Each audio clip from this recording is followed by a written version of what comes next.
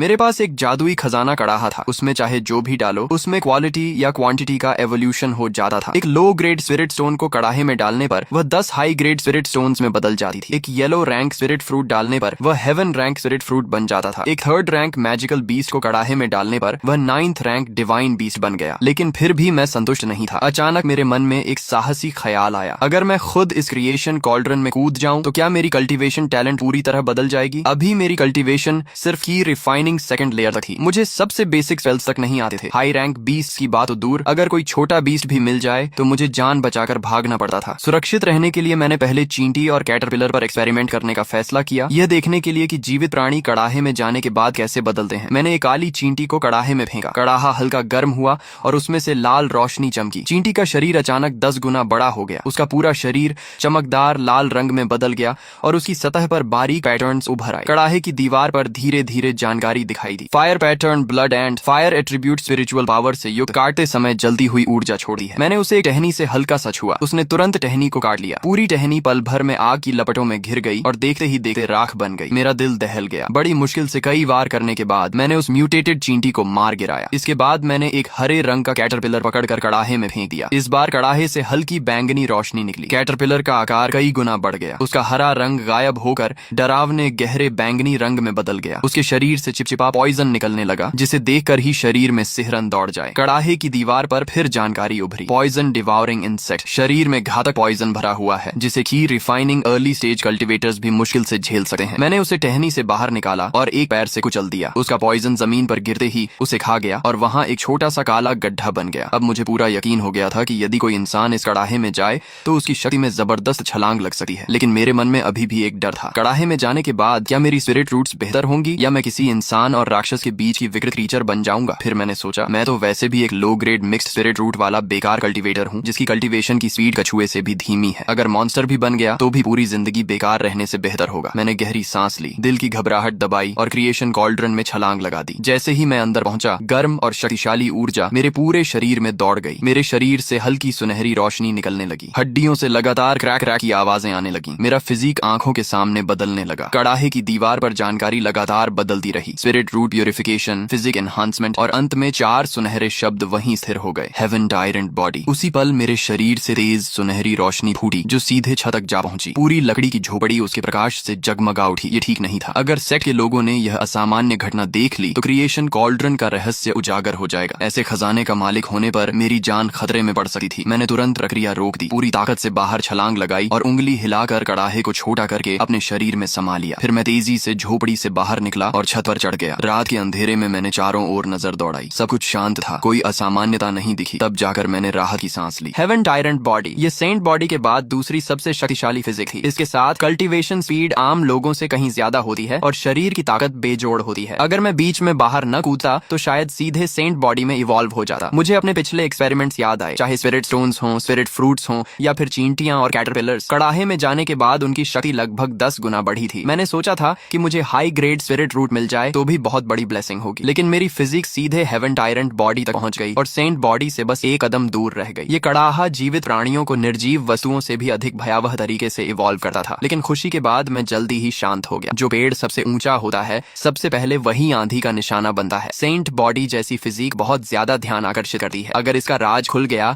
तो साथ ही डिसाइपल्स ईर्ष्या में मुझे नुकसान पहुंचाने की कोशिश करेंगे और अनगिनत शक्तिशाली लोग भी मेरी ओर आकर्षित होंगे। तब क्रिएशन कॉल्ड्रन का रहस्य छिपाना और मुश्किल हो जाएगा। इसलिए फिलहाल अपनी फिजिक की ऑरा को दबाकर लो प्रोफाइल रहना ही सबसे सुरक्षित रास्ता था। मैं वापस झोपड़ी में गया, कुछ स्पिरिट फ्रूट्स खाए और बैठकर स्पिरिचुअल पावर को रिफाइन करने लगा। सिर्फ 2 घंटे में ही मेरी स्पिरिचुअल पावर काफी बढ़ गई और मैं की refining second layer late stage तक पहुंच गया। इसी स्पीड से चलता रहा तो कल 3rd लेयर में ब्रेक थ्रू कर लूंगा। अगले दिन शाम को मैं अंधेरा होने पर ऑर्चर्ड की ओर गया ताकि स्पिरिट फ्रूट्स इकट्ठा करके कल्टीवेशन कर सकूं। जैसे ही मैं ऑर्चर्ड के दरवाजे पर पहुंचा, मैंने देखा कि कुछ हैंडीमैन डिसाइपल्स मेरी तरफ आ रहे हैं। उनके आगे लिनफील्ड एरिया का नेता श्योंगबा चल रहा था। यह आदमी हमेशा दूसरों पर अत्याचार करता था और कमजोर डिसाइपल्स को सताता था। मेरा दिल बैठ गया, लेकिन मैंने सम्मान दिखाने का नाटक किया। बेयर ब्रदर, क्या आप लोग ऑर्चर्ड की इंस्पेक्शन करने आए हैं? इंस्पेक्शन की ऐसी की तैसी, हम लोगों का कुछ खाने का मन है। तुम्हारे ऑर्चर्ड से कुछ स्पिरिट फ्रूट्स लेने आए हैं। मैंने गुस्सा दबाकर मुस्कुराते हुए कहा, बेयर ब्रदर, रात के खाने के बाद सेक्ट ने already yellow rank low grade spirit fruits बांटे हैं। ज्यादा खाने से स्पिरिचुअल पावर अनस्टेबल हो सकती है और कल्टीवेशन पर बुरा असर पड़ेगा। ज्यादा बकवास मत कर, जितने कह रहे हैं उतने तोड़ और जल्दी से कई दर्जन स्पिरिट फ्रूट्स लेकर आ। मिड ग्रेड स्पिरिट फ्रूट्स तोड़ना, अगर किसी ने लो ग्रेड ब्लेड तोड़े तो मैं उसकी टांगें तोड़ दूंगा। चोंगबा का चेहरा सख्त हो गया और उसने सीधे मेरे चेहरे पर जोरदार थप्पड़ मार दिया। वह पहले से ची रिफाइनिंग थर्ड लेयर में था, इसलिए उस थप्पड़ की ताकत बेहद ज्यादा थी। मैं लड़खड़ाकर पीछे गिर पड़ा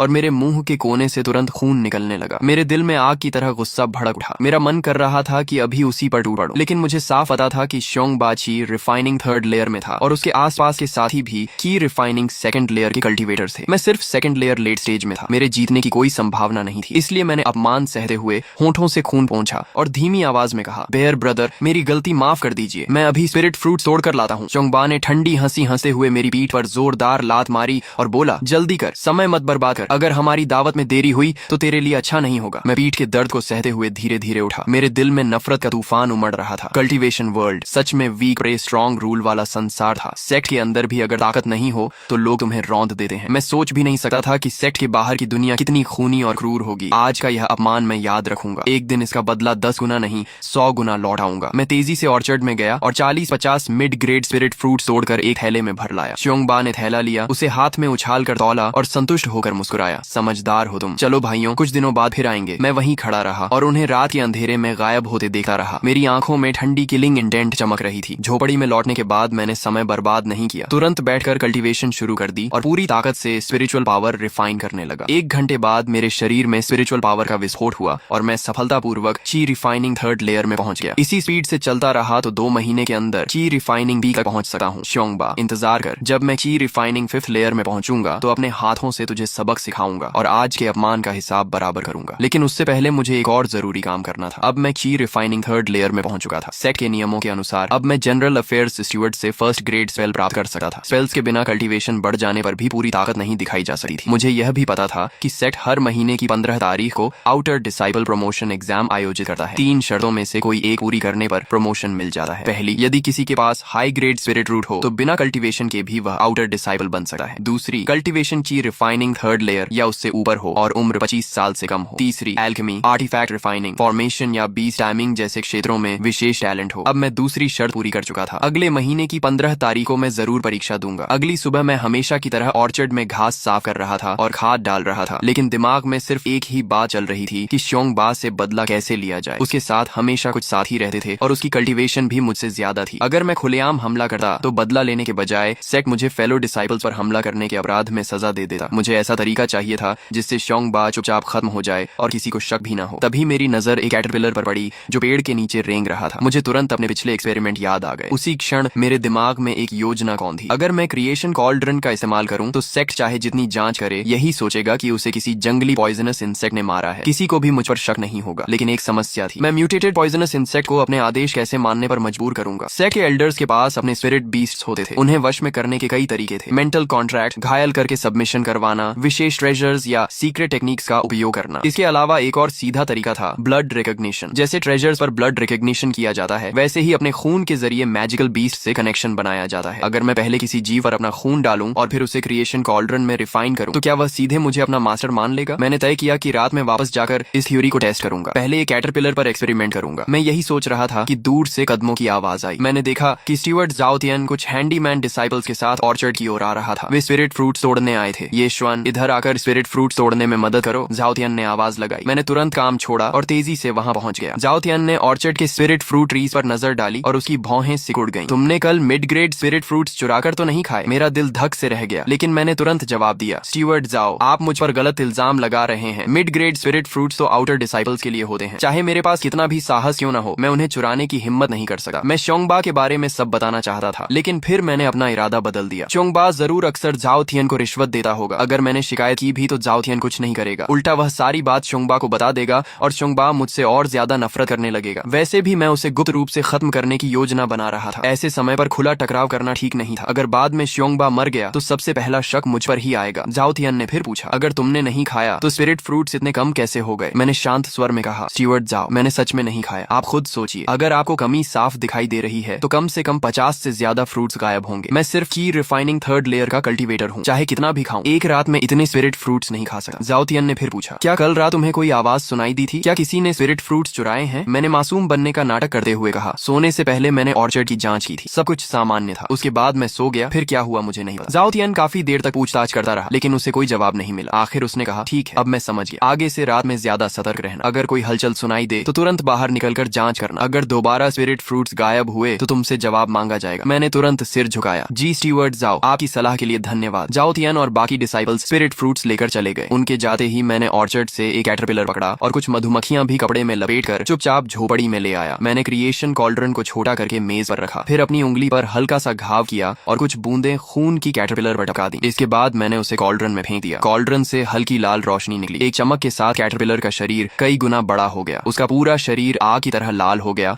और उसके शरीर पर हल्की लपटें भी जलने लगी। कॉल्ड्रन की दीवार पर जानकारी उभरी। Crimson fire spirit insect, first rank spirit insect, कमजोर अग्नि को नियंत्रित कर सकता है। फायर स्पिरिचुअल इंटेलिजेंस प्रारंभिक स्तर पर जागृत, मास्टर को पहचान चुका है। मैंने देखा कि क्रिम्सन फायर स्पिरिट इंसेक्ट अपनी दोनों एंटेना हिलाते हुए धीरे धीरे कॉल्ड्रन के किनारे तक आया, मानो मुझसे मित्रता दिखा रहा हो। मेरा दिल तेजी से धड़कने लगा। मैंने सावधानी से आदेश दिया, मेज पर चढ़कर आओ। जैसे ही मेरे शब्द खत्म हुए, क्रिम्सन फायर स्पिरिट इंसेक्ट धीरे धीरे क्रिएशन कॉल्ड्रन से बाहर निकला और रेंगते हुए ठीक उसी जगह पहुंच गया जहां मैंने उसे जाने का आदेश दिया था। सफल हो गया। ब्लड रिकॉग्निशन और क्रिएशन कॉल्ड्रन की रिफाइनिंग को मिलाकर सच में ऐसे स्पिरिट बीस्ट्स बनाए जा सकते हैं जो अपने मास्टर के पूरी तरह वफादार हों। मैं खुशी से मुस्कुराया और कहा, ठीक है, अब तुम जाकर एक तरफ आराम से घूमो। क्रिम्सन फायर स्पिरिट इंसेक्ट मानो मेरी बात समझ गया। वह धीरे धीरे रेंग कर कमरे के कोने में चला गया। इसके बाद मैंने कुछ बूंदें अपना खून मधुमक्खियों पर टपकाई और उन मधुमक्खियों के साथ उन्हें ढकने वाला कपड़ा भी क्रिएशन कॉल्ड्रन में डाल दिया। कॉल्ड्रन से हल्की सफेद रोशनी निकली। कपड़ा और मधुमक्खियां दोनों एक साथ इवॉल्व होने लगे। कॉल्ड्रन की दीवार पर दो नई जानकारियां उभरी। Black iron protective robe, yellow rank mid grade magical artifact, qi refining realm cultivators और ब्लड बाउंड स्पिरिट बीस्ट के हमलों का सामना कर सकता है। प्राप्त नुकसान को 30% कम करता है। अत्यंत मजबूत और आसानी से नष्ट नहीं होता। दूसरी जानकारी थी crimson shadow poison bee, first rank spirit beast. इसकी पूंछ के डंक में बोन पियर्सिंग पॉइजन भरा हुआ है। इसका पॉइजन अत्यंत घातक है। ची रिफाइनिंग रेल्म कल्टीवेटर को डंक लगते ही तुरंत मौत हो सकती है। पॉइजन इस्तेमाल होने के बाद दोबारा भरने में 1 महीना लगा है। मैं बेहद खुश हो गया। मुझे उम्मीद नहीं थी कि साधारण कपड़ा भी क्रिएशन कॉल्ड्रन में रिफाइन होकर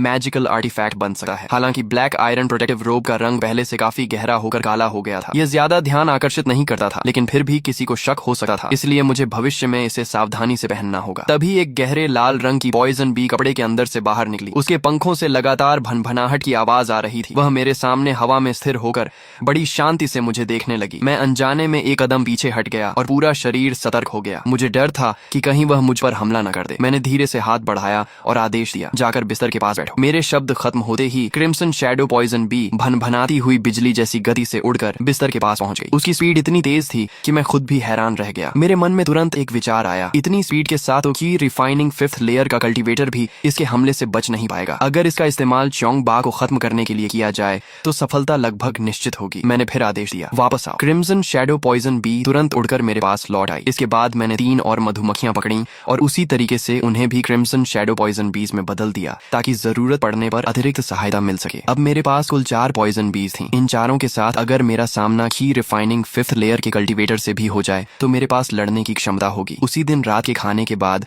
मैं हमेशा की तरह ऑर्चर्ड में स्पिरिट फ्रूट्स लेने जाने वाला था कि तभी मैंने देखा श्योंग बा अपने कुछ साथियों के साथ फिर ऑर्चर्ड के दरवाजे पर आ पहुंचा। ये आदमी सच में दोबारा आ गया। मेरे दिल में ठंडी हंसी गूंज उठी, लेकिन चेहरे पर मैंने सम्मान का भाव बनाए रखा। बेयर ब्रदर, आप आ गए। मैं अभी आपके लिए स्पिरिट फ्रूट्स तोड़कर लाता हूँ। चोंगबा घमंड से मुस्कुराया, अच्छा है, अब तुम समझदार हो गए हो। उसके आसपास खड़े साथी भी हंसने लगे। बेयर ब्रदर, इस लड़के को पिछली बार आपने जो पीटा था उसके बाद ये काफी सीधा हो गया है। ये ऐसा ही है, जब तक मार ना पड़े तब तक बात नहीं मानता। दूसरा आदमी बोला, बेयर ब्रदर, क्यों ना जाओ स्टीवर्ड से कहकर इसे स्पिरिट फील्ड एरिया में काम पर भेज दें और ऑर्चर्ड की रखवाली के लिए हमारे किसी आदमी को लगा दें। फिर हमें स्पिरिट फ्रूट्स खाने में और भी आसानी होगी। चोंगबा ने हंसते हुए कहा, तुम्हें कुछ समझ नहीं है। जाओ स्टीवर्ड को आदमी बदलने के लिए कम से कम 5 लो ग्रेड स्पिरिट स्टोन्स रिश्वत में देनी पड़ेंगी। उसके बाद हर महीने 2 और स्पिरिट स्टोन्स देने होंगे। अभी तो बिना एक भी स्पिरिट स्टोन खर्च किए हम मिड ग्रेड स्पिरिट फ्रूट्स खा रहे हैं। इससे अच्छा सौदा और क्या होगा। उसके साथ ही तुरंत चापलूसी करने लगे। बेयर ब्रदर्स सच में बहुत बुद्धिमान है। सबके चेहरों पर खुशामद भरी मुस्कान थी। मैंने कुछ नहीं कहा, चुपचाप ऑर्चर्ड में गया, कई दर्जन मिड ग्रेड स्पिरिट फ्रूट्स तोड़े और उन्हें एक थैले में भरकर श्योंगबा को दे दिया। बेयर ब्रदर, ये लीजिए। श्योंगबा ने थैला लिया, संतुष्ट होकर सिर हिलाया और बोला, बहुत बढ़िया, चलो भाइयों, रास्ते में खाते हुए चलते हैं। इतना कहकर वह और उसके साथी हंसते बोलते ऑर्चर्ड से निकल गए। जैसे ही वे कुछ दूर पहुंचे, मैंने तुरंत मन ही मन आदेश दिया कि चारों क्रिम्सन शैडो पॉइजन बीज चुपचाप उनका पीछा करें और बिना किसी को पता चले श्योंगबा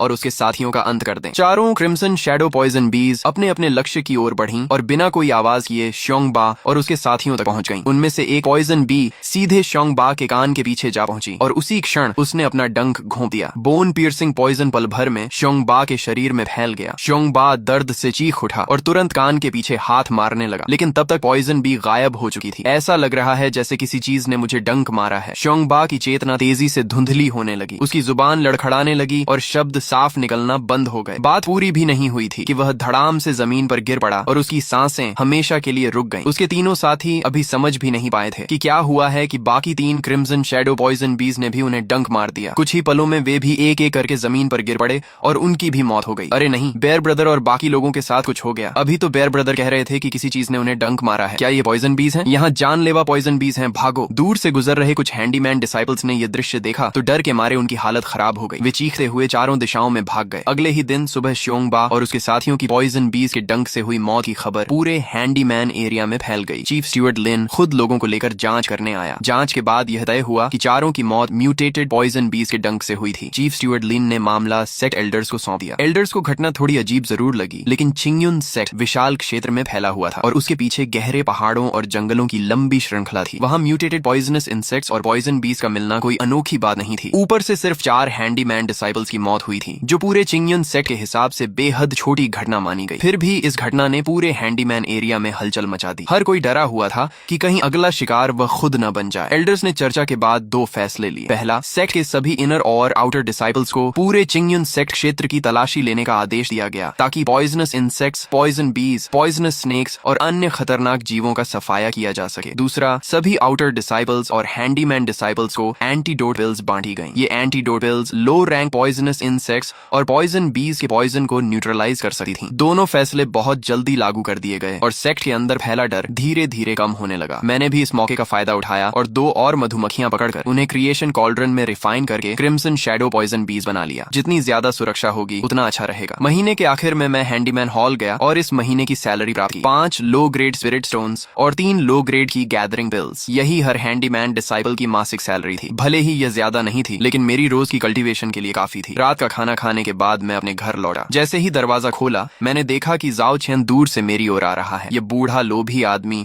जरूर फिर स्पिरिट स्टोन्स वसूलने आया होगा। मैंने मन ही मन उसे कोसा, लेकिन चेहरे पर सम्मान बनाए रखा। स्टीवर्ड जाओ, आप आ गए। जाओ चेन ने ठंडी आवाज में हंकार भरी और अपना हाथ आगे बढ़ाते हुए घमंडी लहजे में बोला, ये श्वान, पिछली बार जो एक लो ग्रेड स्पिरिट स्टोन तुमने मुझसे उधार लिया था, अब उसे लौटाने का समय आ गया है। मेरे पास कोई विकल्प नहीं था। मैंने अपनी जेब से एक लो ग्रेड स्पिरिट स्टोन निकाला और उसे दे दिया। कुछ समय पहले कल्टीवेशन के लिए स्पिरिचुअल एनर्जी की कमी होने पर मैंने उससे एक स्पिरिट स्टोन उधार लिया था। मुझे उम्मीद नहीं थी कि वह उसे इतनी देर तक याद रखेगा और खुद उसे लेने आ जाएगा, लेकिन स्पिरिट स्टोन लेने के बाद भी जाओ चेन जाने को तैयार नहीं था। वह फिर बोला, ये श्वान, वैसे भी अगले महीने तुम्हें मुझे 2 लो ग्रेड स्पिरिट स्टोन्स देने हैं, क्यों ना अभी ही दे दो, ताकि मुझे अगली बार आने की परेशानी ना उठानी पड़े। मेरे दिल में गुस्सा उबल पड़ा। यह बूढ़ा सच में हद से ज्यादा लालची था। हैंडीमैन डिसाइपल्स को हर महीने स्टीवर्ड्स को 2 लो ग्रेड स्पिरिट स्टोन्स देने पड़ते थे। अगर कोई देने से मना करे तो उसे सबसे कठिन और खतरनाक स्पिरिट और माइन में भेज दिया जाता था। वहाँ का माहौल बेहद खराब था और अक्सर मैजिकल बीस्ट भी दिखाई देते थे। वहाँ जाना लगभग मौत को दावत देने जैसा था। मैंने गुस्सा दबाते हुए धीरे से कहा, स्टीवर्ड जाओ, अगले महीने के स्पिरिट स्टोन्स मैं समय पर आपको दे दूंगा, आप चिंता मत कीजिए। जाओ चेन का चेहरा तुरंत सख्त हो गया। उसने धमकी भरे स्वर में कहा, बेहतर होगा कि समझदारी दिखाओ। अगले महीने की 15 तारीख से पहले स्पिरिट स्टोन्स मुझे मिल जाने चाहिए। अगर नहीं मिले तो मैं तुम्हें सीधे स्पिरिट और माइन में भेज दूंगा, तब तुम्हें पता चलेगा कि असली तकलीफ क्या होती है। इतना कहकर वह स्पिरिट स्टोन हाथ में लिए घमंड से मुस्कुराता हुआ वहां से चला गया। जाओ चेन की दूर जाती हुई पीठ को देखते हुए मेरी आंखों में ठंडी किलिंग इंटेंट चमक उठी। मेरी आंखों में किलिंग इंटेंट और भी गहरी हो गई। ये जाओ चेन हमेशा से हैंडीमैन डिसाइपल्स पर अत्याचार करता था और लालच की उसकी कोई सीमा नहीं थी। अब वह मुझे भी लगातार धमका रहा था। अगर मैंने उसे नहीं हटाया तो भविष्य में वह जरूर मेरे लिए बड़ी परेशानी बन जाएगा। मैंने तुरंत अभी अभी तैयार की गई 2 क्रिम्सन शैडो पॉइजन बीज को बाहर निकाला और जाओ चेन के जाते हुए रास्ते की ओर इशारा करते हुए आदेश दिया, दूर से उसका पीछा करो, अपनी मौजूदगी का पता मचलने देना, सही मौका मिलते ही उसे खत्म कर देना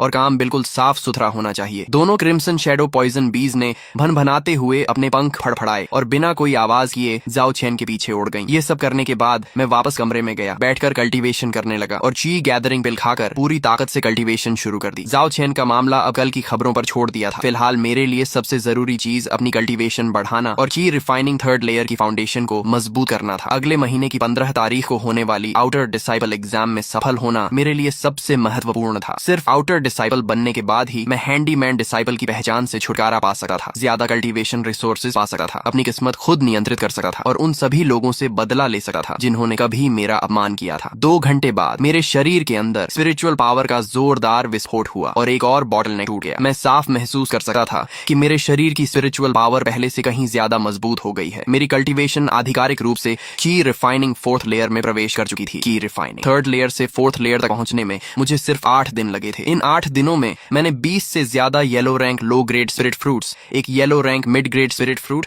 और 6 मिड ग्रेड स्पिरिट स्टोन्स खर्च किए थे। इसके अलावा हेवन टायरेंट बॉडी की भयानक क्षमता भी मेरे साथ ही। इन 8 रातों की कल्टीवेशन का परिणाम मेरे पुराने 10 साल की मेहनत के बराबर था। शरीर में उमड़ती हुई स्पिरिचुअल पावर को महसूस करते हुए मेरे चेहरे पर मुस्कान आ गई। मैंने मन ही मन कहा, अगले महीने की 15 तारीख को मैं आउटर डिसाइबल एग्जाम जरूर दूंगा। इस बार मैं हैंडीमैन डिसाइबल की जिंदगी को पीछे छोड़ दूंगा। अगले दिन दोपहर को मैं हैंडीमैन कैफेटेरिया में खाना लेने गया और एक कोने में बैठकर खाने लगा। अभी मैंने 2 ही निवाले खाए थे कि पास बैठे कुछ हैंडीमैन डिसाइबल्स की बातचीत मेरे कानों में पड़ी। क्या तुमने सुना? कल रात स्टीवर्ट जो के साथ हादसा हो गया। क्या सच में? वह अचानक ऐसे मर गया? बिल्कुल सच। सुना है कि सोते समय उसे पॉइजन बी ने डंक मार दिया। उसे एंटीडोट पिल खाने का मौका भी नहीं मिला। मैं चुपचाप खाना खाता रहा और उनकी बातें सुनता रहा। जाओ चेन ने मुझे कई बार परेशान किया था और श्योंगबा भी मुझे बार बार सताता था। अब दोनों अपने अंजाम तक पहुंच चुके थे। यह सोचकर खाना भी पहले से ज्यादा स्वादिष्ट लग रहा था। हालांकि जाओ चेन की मौत में एक अजीब बात थी। पॉइजन बीज आमतौर पर इंसानों पर हमला नहीं करती थीं और किसी के कमरे तक पहुंचकर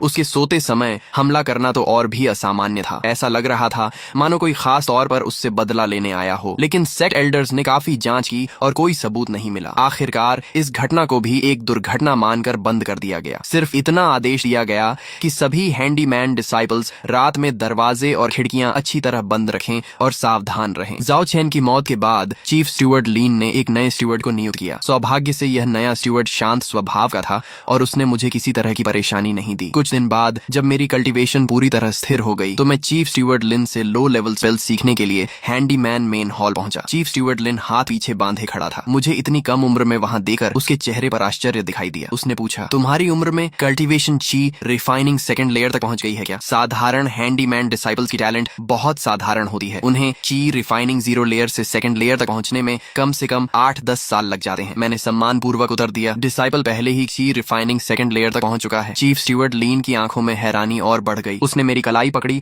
और स्पिरिचुअल पावर मेरे शरीर में भेजी। कुछ क्षण बाद उसने तुरंत मेरा हाथ छोड़ दिया। उसके चेहरे पर साफ साफ आश्चर्य लिखा हुआ था। की रिफाइनिंग 4th लेयर, तुम्हारी कल्टीवेशन स्पीड तो अविश्वसनीय है। अगर ऐसा है तो अब तक स्पेल्स सीखने क्यों नहीं आए? मैंने जवाब दिया, डिसाइपल को पहले यह नहीं पता था कि ची रिफाइनिंग 2nd लेयर पर पहुंचते ही चीफ स्टीवर्ड से स्पेल्स सीखी जा सकती हैं, इसलिए आज तक आने का अवसर नहीं मिला। चीफ स्टीवर्ड लिन ने सिर हिलाया। उसे मेरे मिक्स्ड स्पिरिट रूट्स पर अफसोस जरूर था, लेकिन वह मेरी क्षमता से प्रभावित भी था। फिर वह मुझे हैंडीमैन लाइब्रेरी ले गया और मुझे फायर एलिमेंट की एक लो लेवल स्पेल मैनुअल दी। उसने चेतावनी दी कि 7 दिनों के भीतर इसे वापस करना होगा। मैं तुरंत ऑर्चर्ड वाली अपनी झोपड़ी में लौट आया और मैनुअल खोलकर पढ़ने लगा। उसमें 3 बेसिक फायर स्पेल्स लिखी थी, flame spell, fire ball spell और fire ring spell. Flame spell सबसे आसान थी, बस आग पैदा कर लेना ही इसकी सफलता मानी जाती थी। फायर बॉल स्पेल में आग को एक गेंद का रूप देकर नियंत्रित करना पड़ता था, जबकि फायर रिंग स्पेल में अपने शरीर को केंद्र बनाकर आग का घेरा बनाना होता था। केवल आधे घंटे के अंदर मेरे हाथ की हथेली पर रुई के गोले जितनी एक छोटी लौ प्रकट हो गई जो लगातार नाच रही थी। मैंने सफलतापूर्वक फ्लेम स्पेल सीख ली थी। चौथे दिन दोपहर को मैंने बाकी काम छोड़कर पूरी तरह फायर बॉल स्पेल का अभ्यास शुरू कर दिया। ये फ्लेम स्पेल से कठिन जरूर थी, लेकिन 1 घंटे बाद मैं भी मुट्ठी जितना बड़ा फायर बॉल छोड़ने में सफल हो गया। तीसरे दिन तक मैंने फायर रिंग स्पेल भी पूरी तरह सीख ली। स्पिरिचुअल पावर चलाते ही मेरे चारों ओर जल्दी हुई आग का घेरा बन जाता था। अगले आधे महीने में मैं लगातार लाइब्रेरी जाता रहा और वाटर एलिमेंट, अर्थ एलिमेंट तथा अन्य कई बेसिक स्पेल मैनुअल्स बदल बदल कर सीखता रहा। हर दिन 1 घंटा स्पेल्स का अभ्यास करता, दिन में काम करता और रात में कल्टीवेशन टेक्निक पर ध्यान लगाता। धीरे धीरे मेरी कल्टीवेशन भी की रिफाइनिंग 5th लेयर तक पहुंच गई। अब मैं सिर्फ आउटर डिसाइपल एग्जाम का इंतजार कर रहा था। हर महीने की 15 तारीख चिंगयुन सेक्ट में आउटर डिसाइपल एग्जाम का दिन होता था। ची रिफाइनिंग 3rd लेयर या उससे ऊपर के सभी हैंडीमैन डिसाइपल्स इसमें भाग ले सकते थे। एग्जाम एक विशाल खुले मैदान में आयोजित किया गया था। मैदान के बीचों बीच एक आदमी जितनी ऊंची काली टेस्टिंग स्टोन रखी हुई थी। एग्जाम की देखरेख एल्डर चेन कर रहे थे। चीफ स्टीवर्ड लिन भी उनके पास खड़ा था और कुछ आउटर डिसाइपल्स सुरक्षा में तैनात थे। चारों ओर तमाशा देखने आए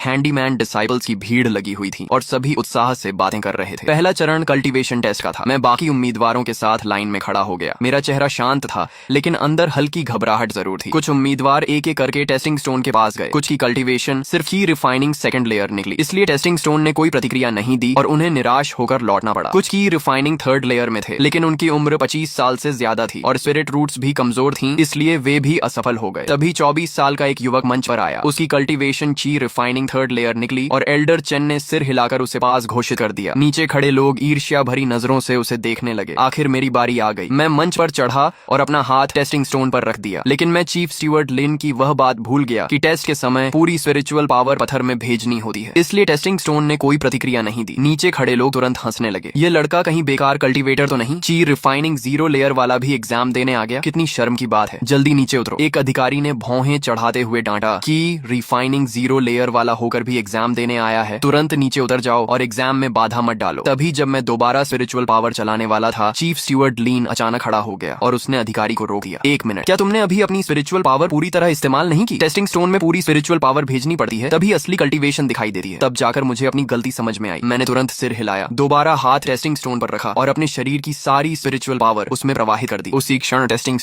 स्टोन के नीचे एक लाइट स्ट्राइप चमक उठी, फिर 2, 3 और अंत में 4 लाइट स्ट्राइप्स उभर आईं और वहीं रुक गईं। ची रिफाइनिंग 4th लेयर। नीचे खड़े लोगों की हंसी अचानक रुक गई और सभी लोग हैरानी और शौक से मेरी तरफ देखने लगे। जो पहले मेरा मजाक उड़ा रहे थे, वे सब शर्म से लाल हो गए और कुछ भी नहीं बोल पाए। ली जिशी के चेहरे पर भी असहजता और हल्की नाराजगी दिखी और उसने कहा कि रिफाइनिंग 4th लेयर क्वालिफाइड, अगला चेन एल्डर के पास जाकर रजिस्ट्रेशन करो। मैं आगे बढ़ा और चेन एल्डर के सामने पहुंचा। उन्होंने मुझे ऊपर से नीचे तक देखा और शांत स्वर में पूछा, नाम उम्र? मैंने सम्मान से जवाब दिया, डिसाइपल ये श्वेन, उम्र 18 वर्ष। उन्होंने हल्की नजर से मुझे देखा। उनके चेहरे पर थोड़ा अफसोस था, लेकिन उन्होंने ज्यादा कुछ नहीं पूछा और मेरी डिटेल्स दर्ज करके मुझे एक तरफ खड़ा होने को कह दिया। एग्जाम खत्म होने तक मेरे सहित कुल 3 लोग पास हुए। हम तीनों चेन एल्डर के साथ आउटर सेट हॉल की ओर गए, जहां हमारी आइडेंटिटी चेंज की ऑफिशियल प्रोसेस होनी थी। हैंडीमैन डिसाइपल से आउटर डिसाइपल बनना एक बहुत बड़ा बदलाव था। ये पूरी जिंदगी बदल देने वाला स्टेप था। मुझे कई रिवॉर्ड्स मिले, जिनमें 2 सेट्स आउटर डिसाइपल यूनिफॉर्म्स, एक upper grade mortal weapon Chingfeng sword, 2 manuals Chingyun sword technique और चिंगयुन ची रिफाइनिंग टेक्निक, एक स्टोरेज बैग, एक outer disciple identity token, 20 low grade spirit stones, 10 yellow rank mid grade chi gathering pills और 2 yellow rank high grade spirit fruits शामिल थे। इसके अलावा outer disciples को हर महीने फिक्स्ड अलाउंस भी मिलता था, जिसमें 20 low grade spirit stones, 1 mid grade spirit stone, 10 mid grade ची पिल्स और 10 हाई ग्रेड स्पिरिट फ्रूट्स शामिल थे। चेन एल्डर ने बताया कि आज से तुम मिस्टीरियस मिस पीक के आउटर सेक्ट डिसाइपल हो और इसी पीक का मैं एल्डर हूँ और जाओ जिशी भी इसी पीक में काम करता है। आगे उससे तुम्हें डील करना होगा। मैंने सिर झुकाकर कहा, डिसाइपल ओबेज एल्डर्स ऑर्डर्स। मन ही मन मैंने सोचा कि आगे चलकर शायद मुझे जाओ जिशी से फिर सामना करना पड़े, इसलिए मुझे और सतर्क रहना होगा। दोपहर के खाने के बाद मैं अपने ऑर्चर्ड वाले वुडन हाउस वापस आया और अपना सामान पैक करने लगा। वैसे ज्यादा कुछ नहीं था, बस कुछ पुराने कपड़े और रोजमर्रा की चीजें। जैसे ही मैं पैकिंग खत्म कर रहा था,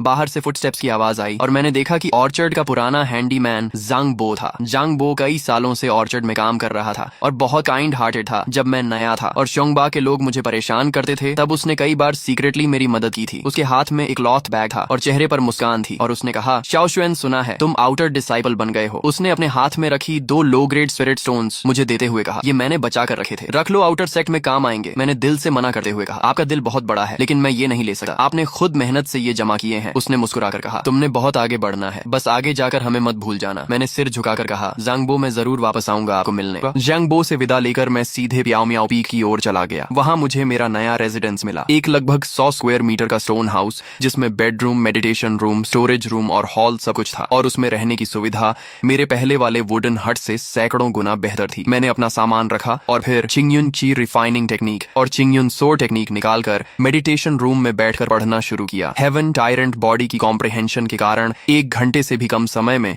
मैंने दोनों टेक्निक्स को पूरी तरह समझ लिया और अभ्यास के योग्य हो गया। इसके बाद मैंने अपने अंदर मौजूद क्रिएशन कॉल्ड्रन को समन किया और जो भी रिवॉर्ड में मिले स्पिरिट स्टोन, पिल्स और स्पिरिट फ्रूट्स थे, उन्हें उसमें डाल दिया। एक हल्की चमक के साथ उनकी क्वालिटी और स्ट्रेंथ दोनों बढ़ गईं और मुझे काफी बड़ा फायदा हुआ। इसके बाद मैं ध्यान में बैठ गया और चिंगयुन ची रिफाइनिंग टेक्निक को चलाकर अपनी ची रिफाइनिंग 5th लेयर कल्टीवेशन को स्टेबलाइज किया। 4 दिन की सुबह मैं जल्दी उठा और चिंगफंग सोर्ड लेकर स्टोन हाउस के बाहर खुले मैदान में गया, जहां मैंने आधे घंटे तक चिंगयुन सोर्ड टेक्निक का अभ्यास किया और उसके बेसिक मूव्स को पूरी तरह मास्टर कर लिया। इसके बाद मैं प्याओ मियाओ पी के आउटर सेक्ट हॉल की तरफ गया। जैसे ही मैं प्रैक्टिस एरिया में पहुंचा, कई डिसाइपल्स की नजरें मुझ पर पड़ गईं। कुछ फीमेल डिसाइपल्स मेरी अपीयरेंस देकर धीमे स्वर में बातें करने लगीं, जबकि कुछ मेल डिसाइपल्स, जिन्हें पता चला कि मैं हैंडीमैन बैकग्राउंड से आया हूं, मुझे तिरस्कार भरी नजरों से देखने लगे और कहने लगे कि सिर्फ एक हैंडीमैन है, भले ही आउटर डिसाइपल बन गया हो, उसकी टैलेंट कुछ खास नहीं होगी, वह जल्द ही बेकार साबित होगा। मैंने उनकी बातों पर ध्यान नहीं दिया और बस हल्का सा सिर झुका दिया। तभी एक रेड ड्रेस पहने हुई फीमेल डिसाइपल मेरे पास आई। उसने मुस्कुराते हुए पूछा, जूनियर ब्रदर, क्या तुम नए आए हो? मैंने जवाब दिया, सीनियर सिस्टर, मेरा नाम ये श्वान है, मैं कल ही एग्जाम पास करके हैंडीमैन से आउटर डिसाइपल बना हूँ। उसने मुस्कुराकर कहा, मैं शाओ वानर हूँ, अगर तुम्हें कोई चीज समझ नहीं आए तो मुझसे पूछ सकते हो। दूर खड़े हुए मेल डिसाइपल्स जो मेरा मजाक उड़ा रहे थे, ये देखकर और ज्यादा नाराज हो गए और कहने लगे कि ये ये हैंडीमैन लड़का सिर्फ सुंदर सीनियर सिस्टर से बात करने का मौका ढूंढ रहा है और अगर उसने दोबारा कोशिश की तो उसे सबक सिखाएंगे। मैंने उनकी बातों को नजरअंदाज कर दिया क्योंकि कल्टीवेशन वर्ल्ड में स्ट्रेंथ ही सब कुछ थी और जैसे जैसे मेरी स्ट्रेंथ बढ़ेगी वे खुद मुझसे डरेंगे। कुछ देर बाद एल्डर चेन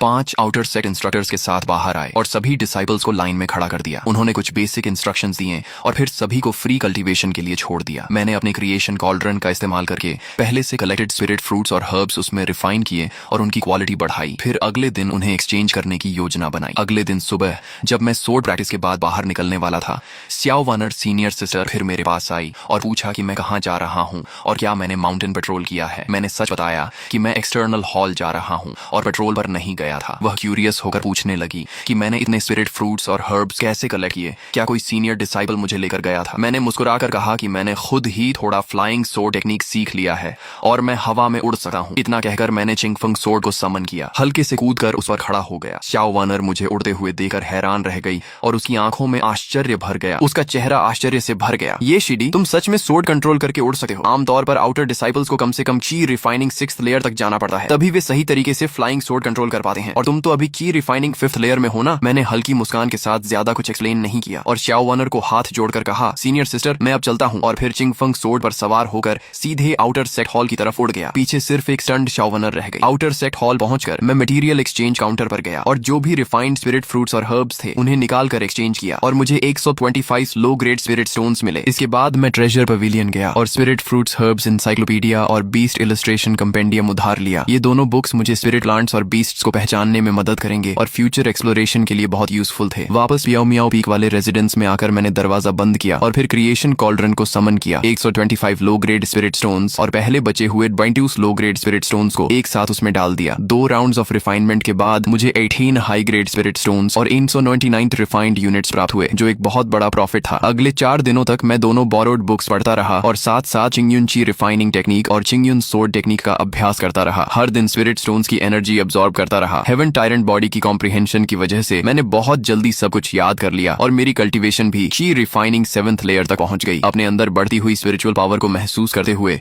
मैंने तय किया कि अगले दिन मैं अकेले रिसोर्स गैदरिंग के लिए बाहर जाऊंगा क्योंकि क्रिम्सन शैडो पॉइजन बीज मेरे साथ ही। इसलिए अगर कोई टियर 2 बीस्ट भी आ जाए तो मैं उससे लड़ सकता था और ज्यादा रिसोर्सेज इकट्ठा करके अपनी कल्टीवेशन तेजी से बढ़ा सकता था। अगली सुबह अर्ली ट्रेनिंग के बाद मैं अकेले फ्लाइंग सोर्ड पर सवार होकर सेक्ट बैरियर से बाहर निकल गया और क्रिम्सन शैडो पॉइजन बीज को समन किया। वे एक बड़े स्पैरो जैसी बॉडी के साथ मेरे पीछे उड़ रही थी। उनके तेज सुनहरे पंख उनकी सबसे खतरनाक वेपन थे। सेक्ट के आसपास 30-40 माइल्स तक ज्यादातर स्पिरिट फ्रूट्स और हर्ब्स पहले ही डिसाइपल्स द्वारा कलेक्ट कर लिए जाते थे, इसलिए मैं और दूर पहाड़ों की तरफ गया जहां रिसोर्सेज ज्यादा अबंडेंट थे। लगभग 30-40 माइल्स उड़ने के बाद मैंने सोर्ड नीचे उतारी और पैदल जंगल में प्रवेश किया। मैं ध्यान से स्पिरिट प्लांट्स आइडेंटिफाई कर रहा था और आसपास सतर्क था ताकि कोई पावरफुल बीस्ट अचानक हमला न कर दे। तभी जब मैं आधा बैग स्पिरिट फ्रूट्स कलेक्ट कर चुका था, एक तेज और दर्दनाक वुल्फ हाउल गूंजा और तुरंत ही एक 3 सिर वाला विशाल डीमन वुल्फ जंगल से बाहर कूद आया। Tier 2 beast 3 headed demon wolf. उसकी स्पीड बहुत तेज थी और कुछ ही सेकंड में वह मेरे सामने पहुंच गया। उसके तीनों सिरों ने एक साथ दहाड़ते हुए शार्प टीथ दिखाए और आसपास फाउल विंड फैल गई। मैंने तुरंत स्पिरिचुअल पावर एक्टिवेट किया और एक फायर बॉल बनाकर उस पर अटैक किया, लेकिन वह बहुत एजाइल था और आसानी से डॉज कर गया। फायर बॉल पीछे एक पेड़ पर लगा और उसे जला दिया। उसी मोमेंट जब वह फिर से मुझ पर झपटा, मैंने क्रिम्सन शैडो पॉइजन बी को कमांड दिया और वह तेज बुलेट की तरह उसके मिडिल हेड की तरफ शूट हुई और उसके शार्प विंग्स ने सीधे उसके मिडिल हेड को कट कर दिया। ब्लड स्प्रे हुआ और वह दर्द से चिल्लाया, लेकिन अभी भी गिरा नहीं। उसके बाकी 2 सिर और ज्यादा वायलेंट हो गए और मेरी तरफ फिर से अटैक किया। मैं तुरंत चिंगफंग सोर्ड पर जंप करके हवा में उठ गया और बेहद टेंस हो गया। फिर मैंने फायर सर्कल टेक्निक एक्टिवेट की और एक बर्निंग रिंग मेरे चारों तरफ फैल गई। वह 3 सिर वाला वुल्फ फिर से जंप करके अटैक करने आया, लेकिन आग की रिंग से टकराकर जलने लगा और दर्द से तड़पने लगा। उसके शरीर पर कई डीप वुंड्स बन गए और उसकी स्ट्रेंथ धीरे धीरे खत्म होने लगी। मौका देकर मैं नीचे उतरा और अपने फुल की रिफाइनिंग पावर को हाथ में कॉन्सेंट्रेट करके उसके सिर पर जोरदार पाल्म स्ट्राइक किया और उसका हेड क्रश हो गया और वह पूरी तरह डेड हो गया। मैं सांस लेते हुए थोड़ा पीछे हटा। अगर क्रिम्सन शैडो पॉइजन बी न होती तो ची रिफाइनिंग 7th लेयर पर भी इस टियर 2 बीस्ट को मारना आसान नहीं था। मैंने उसके बॉडी की जांच की तो अंदर से एक ब्लैक ग्लोइंग बीस्ट कोर मिला। टियर 2 बीस्ट कोर बहुत वैल्यूएबल आइटम था जिसे या तो रिफाइन करके इस्तेमाल किया जा सकता था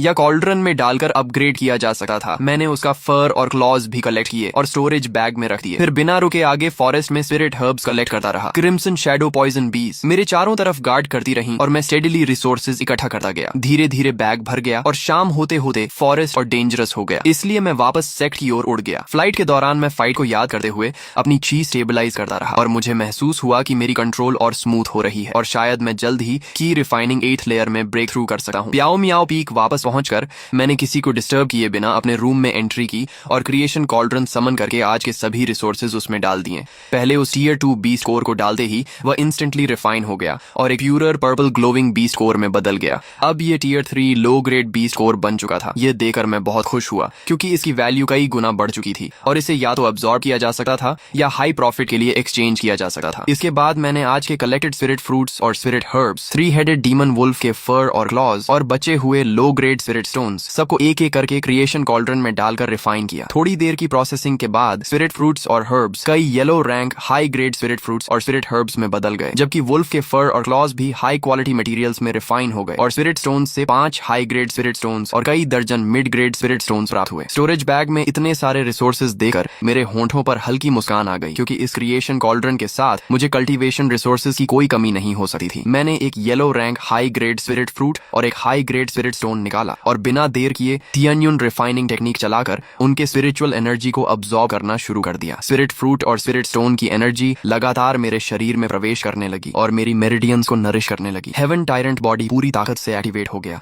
और इन एनर्जीज को तेजी से मेरी ओन कल्टीवेशन में ट्रांसफॉर्म करने लगा। इस मनहवा के अभी इतने ही पार्ट्स अवेलेबल हैं। जैसे ही इसके आगे के पार्ट्स आएंगे मैं उन्हें भी इसी चैनल पर अपलोड करके एक्सप्लेन करूंगा।